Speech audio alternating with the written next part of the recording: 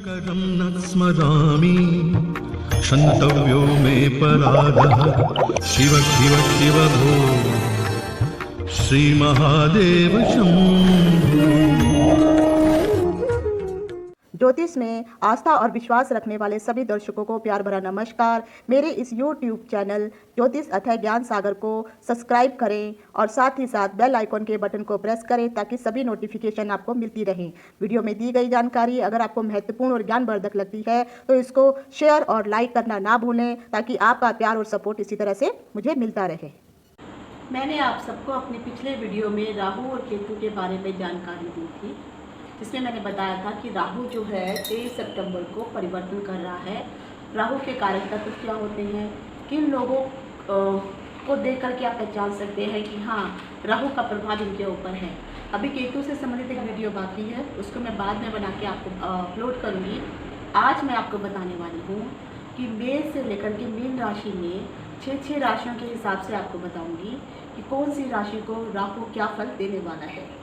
तो वीडियो शुरू करने से पहले मैं डिम्पल शांडिल्या ज्योतिष अथय ज्ञान सागर के माध्यम से अपने सभी नए और पुराने दर्शकों का हार्दिक स्वागत करती हूँ। नमस्कार। ये आप सब जानते हैं कि एक राशि से दूसरी राशि में परिवर्तन करने के लिए राहु को कम से कम 18 महीने का समय लगता है और 18 महीने बाद ही वो अपनी दूसरी राशि में जाता है। तो राहु इस वक्त जो है अगर आप देखेंगे तो मिथुन राशि में बैठा हुआ है और ये मिथुन राशि की राहु की ये उच्च राशि है।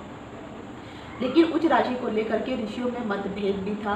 कुछ ऋषियों के अनुसार कहा जाता है कि राहु की उच्च राशि जो है मिथुन है और केतु की जो उच्च राशि है वो धनु है। लेकिन अन्य ऋषियों के मुताबिक कहा जाता है कि राहु की जो दूसरी उच्च राशि है वो है शुक्र, क्योंकि जो शुक्र है वो अगर आप देखेंगे उनका स्वामी जो है वृष राशि है और शुक्र उसका स्वामी होता है और उसकी जो केतु की जो उच्च राशि होती है वो होती है वृश्चिक। तो राहु की और केतु की उच्च राशियों को लेकर के हमेशा ऋषियों में मतभेद रहा है।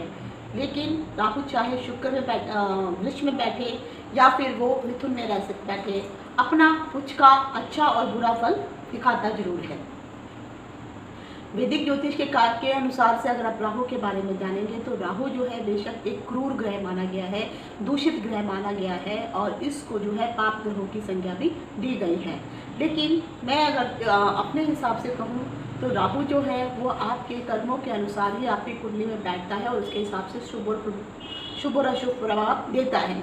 लेकिन केतु कहीं ना कहीं जो है अगर शुभ जगह नहीं बैठा है तो आपको आंतरिक पीड़ा, शरीर के संबंधी आंतरिक पीड़ा देता है, जैसे सर्जरी वगैरह जो हो जाती है, इंटरनल इंजरी जिसको कहती हैं, वो केतु के कारण होती है। अगर किसी का केतु सही नहीं है तो इंटरनल इंजरी उनको अवश्य होती ही होती है।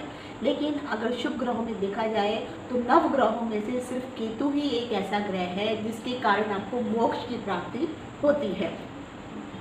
तो ऐसा नहीं कह सकते आप लोग कि हाँ केतु जो है क्रूर ग्रह है। हाँ, कर्मों के अनुसार केतु अपना शुभ और फल अशुभ फल देता है। इनको अगर आप देखेंगे तो दोनों ही एक दूसरे के ऑपोजिट होते हैं और दोनों एक दूसरे के ऊपर दृष्टि डालते हैं। यानी राहु की सप्तम दृष्टि केतु पर, केतु की सप्तम दृष्टि राहु पर होती है।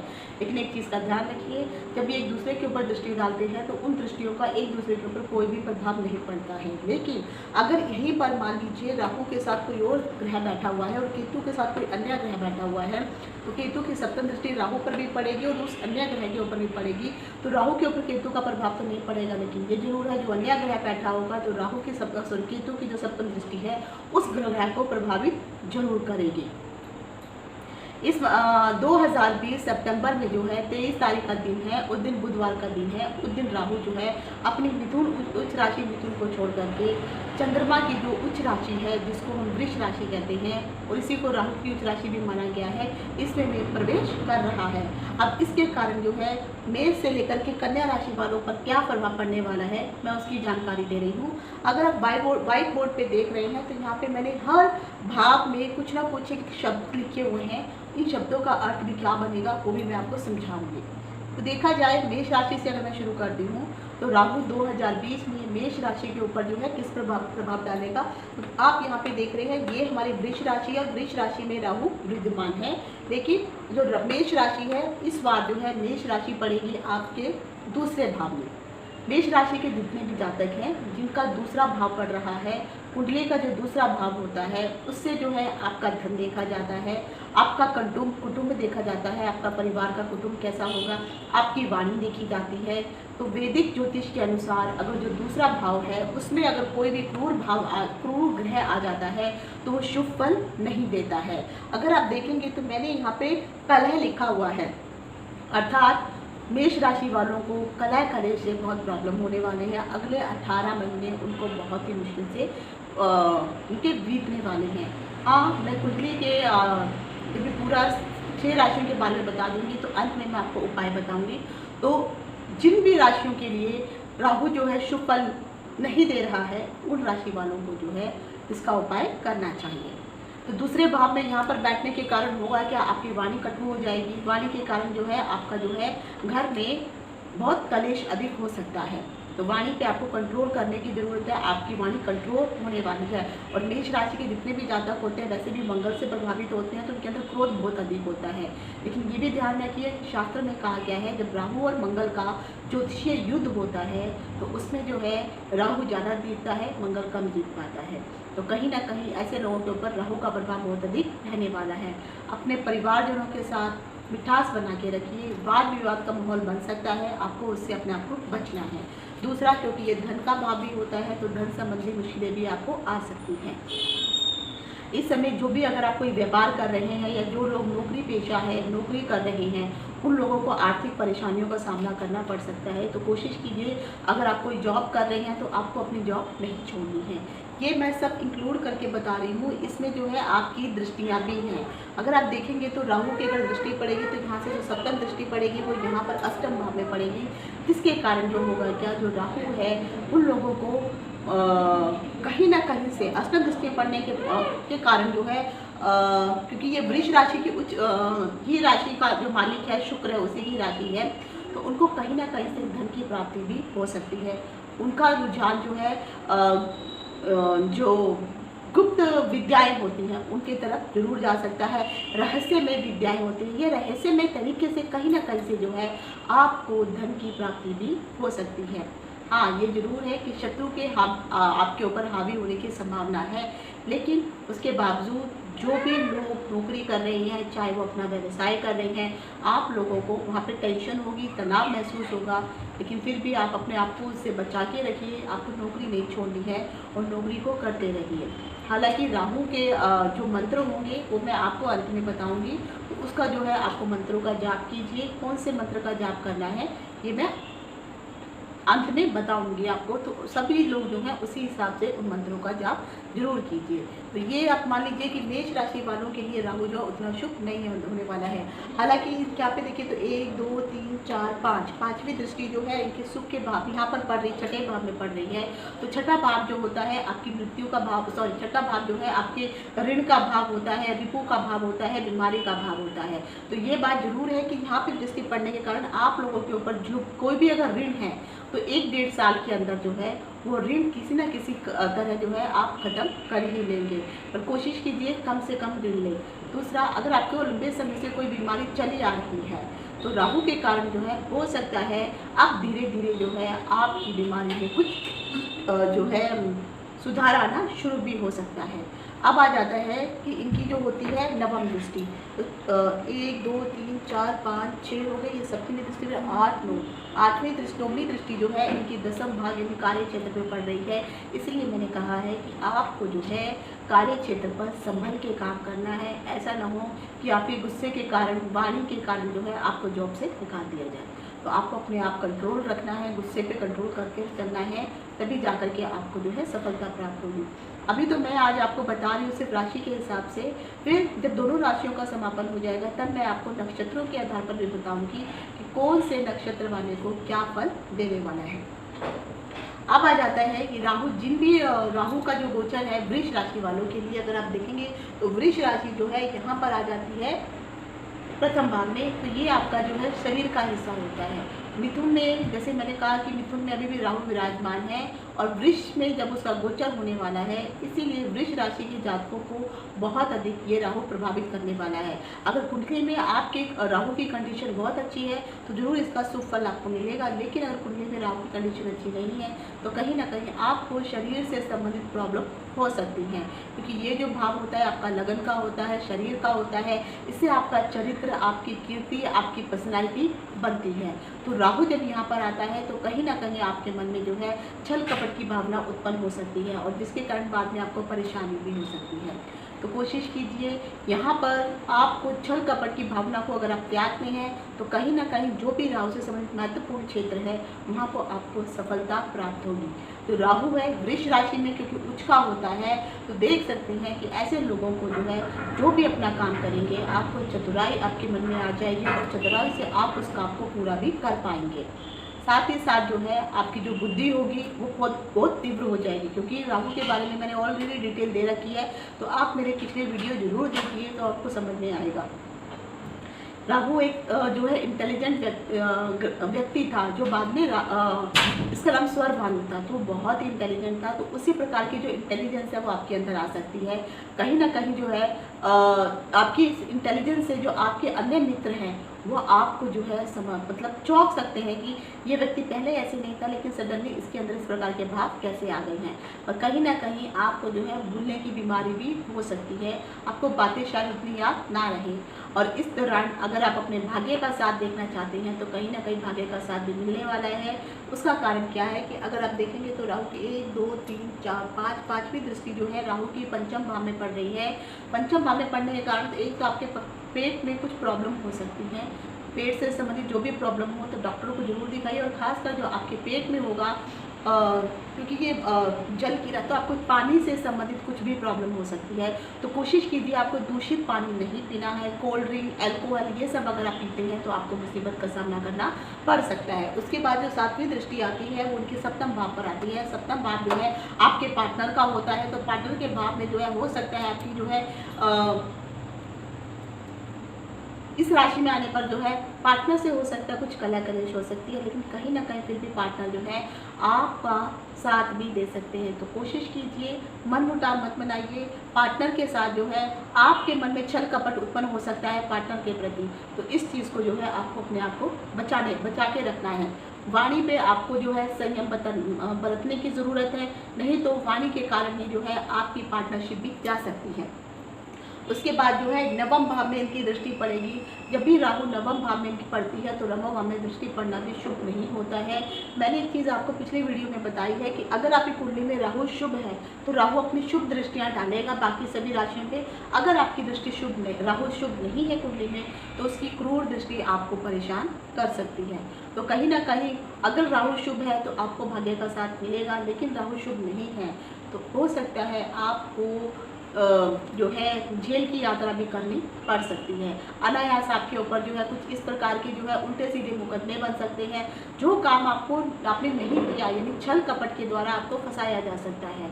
तो आप अपनी वाणी पर संयम रखिए, सतर्क रहिए, चालाकी बढ़ती है लेकिन इतनी चालाकी ना बढ़ते कि बाद में वही चालाकी आपके ऊपर भारी पड़ जाए। और राहु की अगर आप चाहते हैं कि राहु आपको क्या शुभ या शुभ परिणाम देने वाला है तो एक बार अपनी कुंडली के ग्रहों की जांच अवश्य कर लीजिए। अब आ जाता है मिथुन राशि वालों के लिए। तो मिथुन राशि के लिए देखेंगे तो जो है इस बार उनको जो है 12वें भाव पे पड़ रहा है, और 12वां भाव जो होता है सैया सुख का होता है, खर्चों का होता है, विदेश यात्रा का होता है। तो जो लोग मिथुन राशि के जितने भी जातक हैं वहाँ पर व्यय का हिस्सा भी होता है 12वां, तो हो सकता है आपको जो है राहु वहाँ पर शुभ फल ना दे। आपके खर्चे बहुत अधिक बढ़ जाएंगे, अनायास खर्चे हो जाएंगे। आपको नौकरी के द्वारा हो सकता है आपका ट्रांसफ़र कर दिया जाए, क्योंकि मैंने यहाँ पे कहा क्योंकि ये जो है यात्रा को दर्शाता है। हो सकता है आपको कहीं विदेश में कोई अच्छी नौकरी मिल सकती है तो आपको ट्रांसफ़र हो सकता है। अगर विदेश यात्रा नहीं भी होती है तो एक शहर से दूसरे शहर में आपको नौकरी से संबंधित जो है ट्रांसफ़र हो सकता है, और वो जो ट्रांसफ़र होगा वो आपके लिए शुभ ही होगा। ऐसे लोगों के पास साथ अगर आपके काम करते हैं जो हमारी जाति के विरुद्ध है, हमारी जाति से अलग हैं, तो उनसे कहीं ना कहीं आपको लाभ मिलेगा। नौकरी में अगर आपने ज़्यादा कुछ वाणी से संबंधित अगर कहीं पर भी जाए, कोई कुछ कटु शब्द बोले, तो हो सकता है कि आपको जो है कटु शब्दों का प्रयोग करने के कारण परेशानियों का सामना करना पड़ सकता है। ट्रांसफ़र आपके लिए शुभ भी हो सकता है और अशुभ भी हो सकता है, क्योंकि अगर आप ये वाली दिशा के हिसाब से देखेंगे तो अगर आपका जो ट्रांसफ़र है पश्चिम दिशा की तरफ अगर आपका हो रहा है तो कहीं ना कहीं आपको जो है शुभ फल मिलने वाला है। इस दौरान हो सकता है कि आपके कोई पुराने अगर रोग हैं वो फिर से उजागर हो जाए, तो आपको लाइट नहीं लेना है। अगर कुछ भी प्रॉब्लम होती है तो डॉक्टर के पास जाकर के उसका चेकअप जरूर कराइए। अचानक आपके खर्चे बढ़ने वाले हैं, व्यय बढ़ने वाला है, आर्थिक मुश्किलों का सामना जरूर आपको करना पड़ सकता है। अपने परिवारजनों से आपको दूर जाना पड़ सकता है, क्योंकि यात्रा के कारण जो है आपको, चाहे वो जॉब की वजह से ट्रांसफ़र हो या आपकी नौकरी कहीं और लग जाए, इसलिए आपको हो सकता है। अगर मैं दृष्टियों को देखती हूँ तो यहाँ से 1 2 3 4 5वीं दृष्टि जो है इनकी यहाँ पर पड़ रही है सुख के भाव में। तो यहाँ पर जैसे मैंने लिखा है मान हानि, तो हो सकता है आपको किसी अन्य चीज़ों के बारे में गलत चीज़ के में फंसाया जाए, जिसके कारण आपकी इज्जत पे जो है दाग लग सकता है। तो आपको अपने आप को ऐसे लोगों से बचा के रखना है जो, अगर आप हिंदू हैं तो आप अन्य धर्म के लोगों से अपने आप को बचा के रखिए। सुख में कमी जरूर आ सकती है क्योंकि ये सुख का भाव होता है, लेकिन अपने आप को आपको सतर्क रखना बहुत ज़रूरी है। हालांकि अगर आप व्यापार करते हैं, विदेश में जाकर के व्यापार करते हैं, तो वहाँ से आपको जो है लाभ अवश्य मिलने वाला है और विदेश यात्रा के योग भी आपके बनते हैं। फिर 5 6 7 7वीं दृष्टि जो है आपके सप्तम भाव पे पड़ रही है। तो सप्तम भाव से पड़ने के कारण यहाँ पे लिखा हुआ है महासुख। तो यानी यहाँ से जो है अगर आपके ऊपर कोई कर्जे बन रहे हैं समाप्त हो जाएंगे। कोई अगर रोग उत्पन्न हो रहा है जो बहुत सीरियस है, वो धीरे धीरे करके वो समाप्त होना शुरू हो जाएगा। अगर आपके ऊपर जो कोई शत्रु है, किसी ने अनायास आपके ऊपर जो है फालतू में कोई मुकदमा कर दिया या कोई केस बना दिया है, कि जो भी आपसे लोग दुश्मनी करना चाहेंगे वो आपसे साथ दुश्मनी कर नहीं पाएंगे, निभा नहीं पाएंगे। दूसरा अब आती है 9वीं दृष्टि। तो यहाँ से अष्टम नवम, तो अष्टम भाव में जो है उनकी 9वीं दृष्टि पड़ रही है। ये 100% की पूर्ण दृष्टियां हैं और ये अपना पूरा फल निभाती हैं। तो यहाँ पर पढ़ने के कारण जो है आपको अपनी सेहत से संबंधित ख्याल रखने की ज़रूरत है। हो सकता है क्योंकि अष्टम भाव मारक भी होता है और धन हानि भी हो सकती है यहाँ पर, और कम से कम जो एक्सीडेंट हो गया तो उसकी वजह से आपको प्रॉब्लम भी हो सकती है। प्लस आपको जो है अपने प्राइवेट पार्ट की जो है रक्षा करने की ज़रूरत है। आपको वहाँ पर इन्फेक्शन होने की संभावना दिखाई देती है, तो आप अपने आप की रक्षा इस प्रकार से कर सकते हैं। अब आ जाता है कि अगर यही राहु जो है, जो लोग कर्क राशि की हैं उनके लिए ये राहु जो है 11वें भाव में पड़ने वाला है। तो कर्क राशि के जो जातक हैं, हालांकि कर्क राशि में जैसे मैंने हर राशि में मैंने कहा 3-3 नक्षत्र होते हैं, तो कौन से नक्षत्र के लिए ये शुभ रहेगा ये मैं नक्षत्र सिद्धांत के हिसाब से अलग बताऊंगी, तब आप उसको जरूर देखिए। कर्क राशि के जातकों के लिए जो है ये यहाँ पे 11वां भाव जो है यहाँ से धन लाभ दिखाता है, और कोई भी क्रूर ग्रह हो या शुभ ग्रह हो अशुभ ग्रह हो 11वें भाव में आकर के वो हमेशा शुभ फल ही देने लगता है। तो कर्क राशि के लोगों के लिए लाभ का भाव है। आपको कहीं ना कहीं से अचानक धन की प्राप्ति होने वाली है। बल्कि मैं तो कहूँ अगर आप कहीं शेयर मार्केट में पैसा लगाते हैं और कहीं सट्टा वगैरह में लगाते हैं या कहीं लॉटरी वगैरह का भी, अगर कहीं आपका राहु अच्छा है और लॉटरी में भी अगर आप पैसा लगाते हैं तो यकीन मानिए आपको उससे लाभ मिलने वाला है। अब आप देखेंगे कि कुछ लोगों को जो है अचानक कर्क राशि के लोगों को जो है धन की प्राप्ति अवश्य होने वाली है।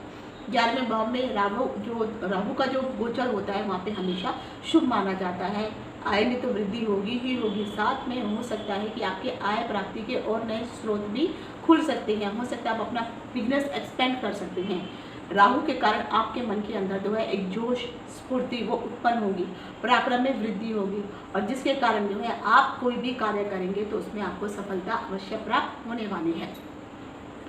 आप कोई भी अगर किसी को भी कोई भी कार्य अगर आप करना चाहते हैं तो सबसे पहले एक बार उसको जल्दबाजी से ना करके सोच समझ के जो है उस कार्य पर अग्रसर होइए।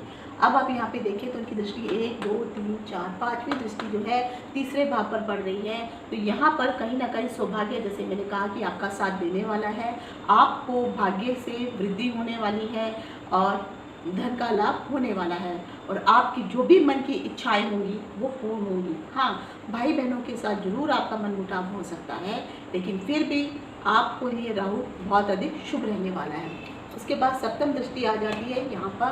तो यहाँ से अगर आप देखेंगे आपके मन में संताप की भावना होगी और खासकर जो दुख उत्पन्न होगा वो आपकी संतान के प्रति होगा।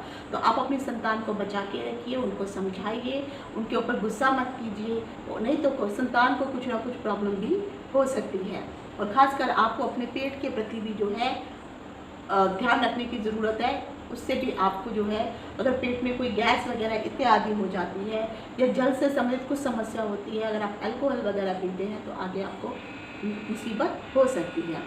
इसके बाद आ जाता है इनका 9वां, तो 7, 8, 9 तो जो है आपके सप्तम भाव पर पड़ रही है। सप्तम भाव जो है यहाँ पे मैंने लिखा है राजव्यय।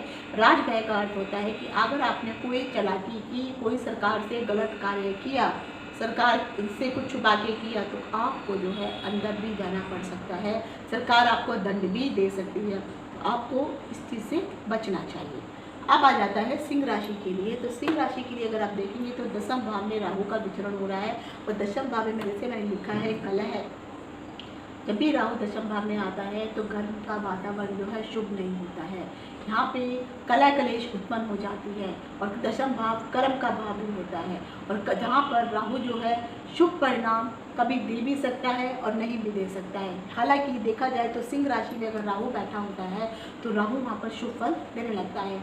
नौकरी के प्रति जो है आपको हो सकता है कुछ बदलने के विचार आए, लेकिन आप पहले 10 बार सोचिए, उसके बाद ही किसी नौकरी के परिवर्तन के बारे में सोचिए।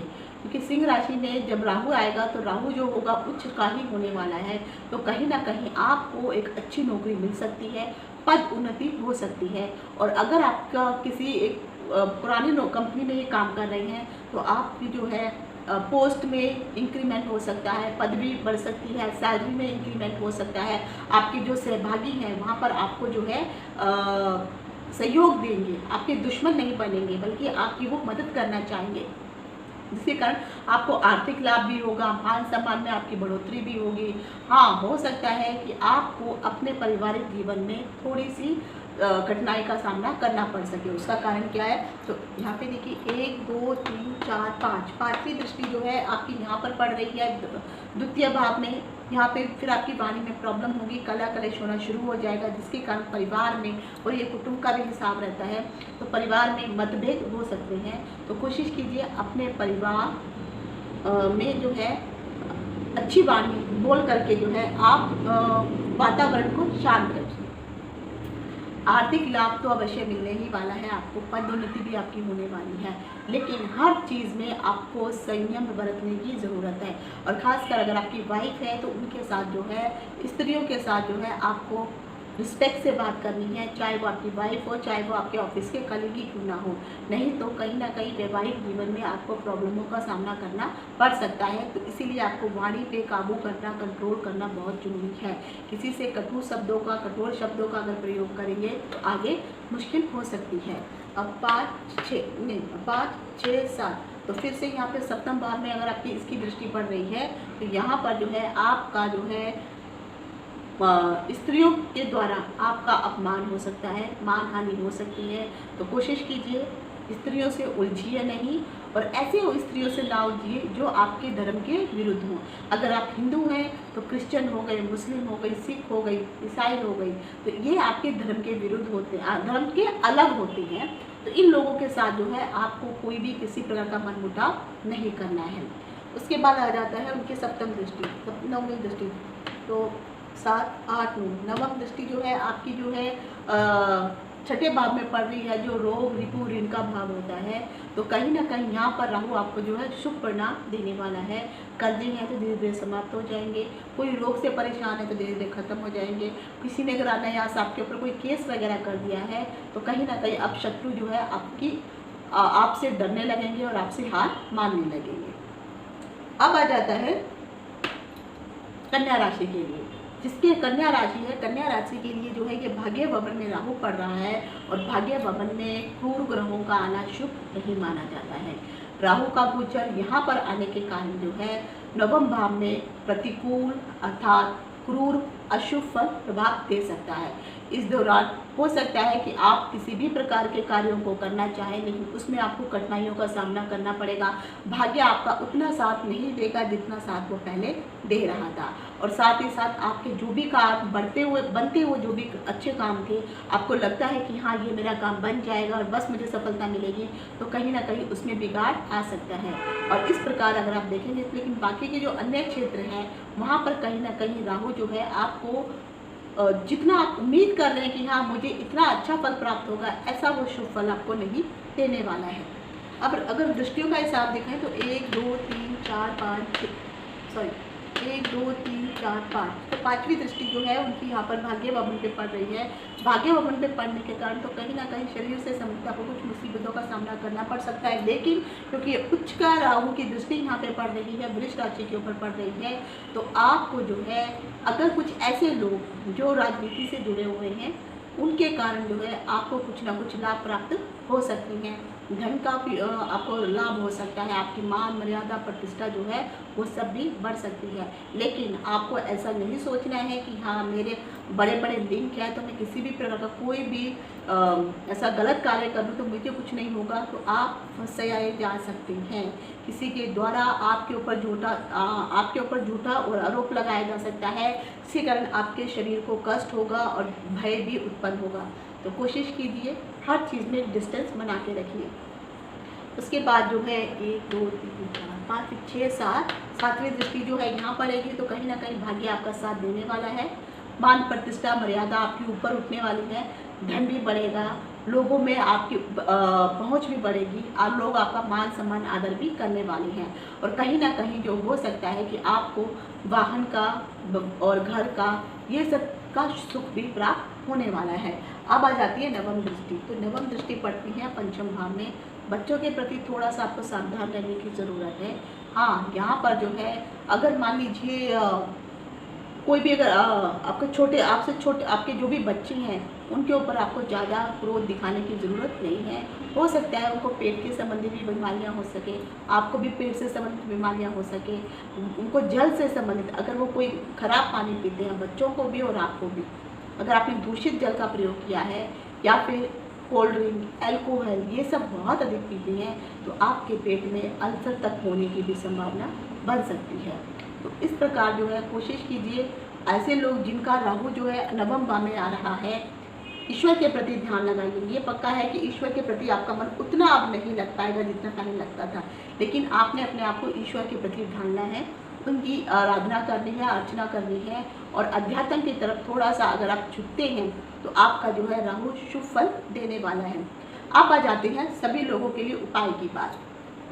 तो उपाय करने के लिए अगर आप राहु को देखनी है तो राहु का जो देवता होता है वो होते हैं रुद्रदेव। तो रुद्रदेव यानी शिव का ही एक रूप है।